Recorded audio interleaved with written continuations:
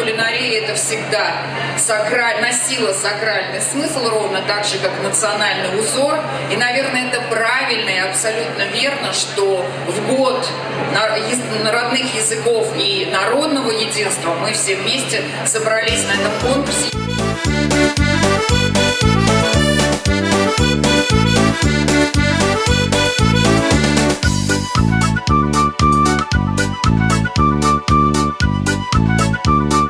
Siz hürmetli milletdaşlarımız. Men bugün sizni bik temli şarağa şakıram. Ko'rasizmi, mana bunda ko'p mas'iy hurmat. Qozon yarmarkalari o'zagida Yunus Ahmadjonov ismidagi 4-xalq aro milliy rizqlar konkursi o'zar. Ham bugun men sizni mana shu konkursda qatnashuvchi endi tajribasi bo'lgan pishikchilar, yash pishikchilar hammasining de әзерләгән ризыкларын карарга чакырам. Аларның ничек итеп тәмин итеп әзерләүләрен күрерсез. Конкурста ничек катнашуларына карап сокланырсыз.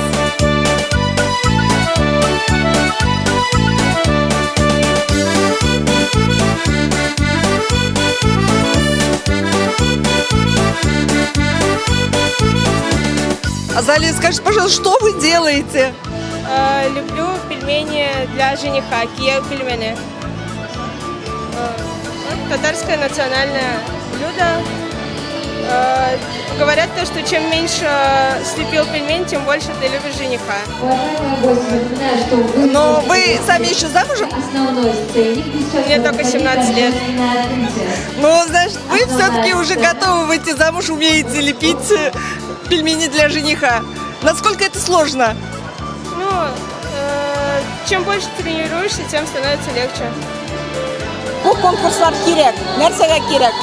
Ko'rilgan nindi balalar o'qiy bizni. Nindi balalar nindi ishini ko'rsatalar. Bizning restoranlarda nishik поварлар, sous-cheflar o'zlarining ishin, donin ko'rsatib, tatar rizqin shulay deb yordam etib, bizga ko'rsatib, o'rganib qolamiz. Biz qolamiz. Kelgan balalar qolar. Bunday bek ko'p studentlar, mana bizning 5 rayondan 5-dan konkursi var. Bütünüsünde şunu əzirləb, balalar kildiler, bütünüsünü qarab deyirlər. Onların küzləri mənə canırğa deyiş, işkə gelirgə deyib. Bizə bik gerek povur balaları, restorandaşlarga ofitsiantlar indi. Mənə bütünüsünə gerek. Mənə şunday konkurslar birə balalarga ihtibar deyib etməm mənə şunday.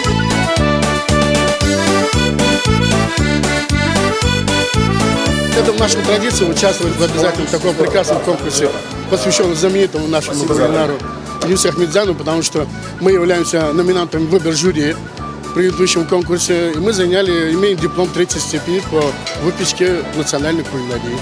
Так что мы тут не первый раз, и поэтому рассчитываем еще раз получить награду какую-то. А чем вы сегодня удивляете? Сегодня у нас представляем азербайджанские сладости, потому что мы нацелены на азербайджанскую кухню. И вот здесь вот большой выбор в ассортименте. Вот они вот здесь у нас пахлава, шакар-бура, бадам-бура, трубочки ореховые. И сладкий секрет, он медовый, очень достаточно приятный и очень качественный.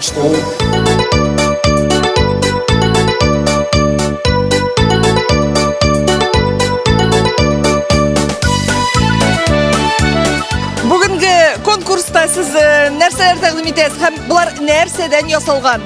Lekin biz международный колледж сервисын тәкъдим итәбез. Безнең монда 2 композиция, бу безнең шоколадтан ясалган, полностью ашарга була, шоколад һәм карамель.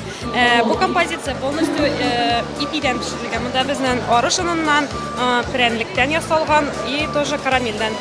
То есть күрсәтелгән күргәзмә. Тема буенча безнең дуслык. То есть һәрбер халыкның дуслыгы күрсәтелгән. Менә буларны эшләү өчен күп вакыт кирәк. Менә мәсәлән, бу шоколадтан һәм мармеладтан эшләнгән бу сәнгать өчен күп вакыт китә. Беренче көн уйларга и 2 көн композицияны җыярга инде. Примерно шундый вакыт кирәк. Конкурс төгәлләнгәннән соң кая куясыз бу матурлыкларны? Скушаем. Ашыйбыз инде. Юк, ул полностью ашый торган, то есть бөтен нәрсәне ашап була. Менә бу матур сувенир формасындагы әйберләр, алары нәрсәдән эшләнгән? Прянлек камырыннан, монда мастикадан. Так, бу прянлек, Прәнлектә ясалган мастикадан рәсемнәр. То есть монда безнең һәрбер халыкның халык күрсәтелгән инде. Дуслык.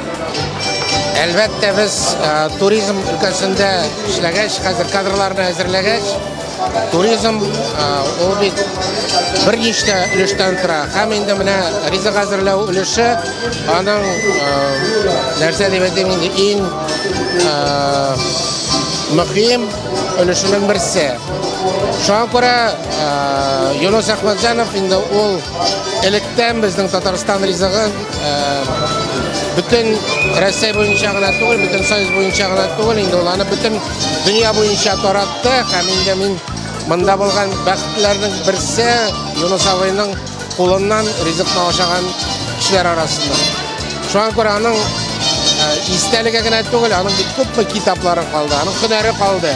Һәм инде елдан елга менә мин бу конкурсларда да беренче тапкыр түгел инде Зуфар Фатимов белән күп нәрсәне үткәрдек һәм Юнус Әхмәтҗанов турында менә бер кашан ризык әзерли торган җирдә оныткан юк. Чөнки аның рецептлары, аның һөнәре менә бер буыннан икенче буынга күчеп бара.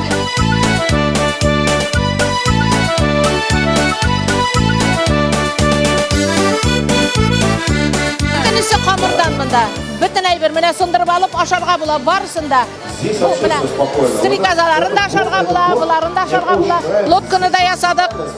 Ана су анасы утыра. Аны без талкыш кәләбәдән ясадык. Су анасын. Без жыл сайын ясыйбыз. Кайбер елны заказ бирәләр, именно шул композицияны ясагыз дип шуны ясыйбыз. Кайбер елны тикени жырт ишегалды авыл, туган авыл ясадык. Салам түбәләр белән, элекеге тегермәннәр белән, мунча белән, җибәрек исне мунчалар белән барысы да камырдан. Мәскәүгә бардык без Пирка Волжи дигән нигә соревнованиегә. Анда беренче урынны алдык, золотой медаль выиграли.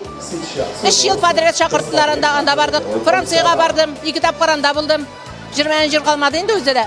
Лилия апа, ничә еллап пешекче булып эшлисез? 30 елдан артык. Иң яратып әзерли торган ризыгыгыз?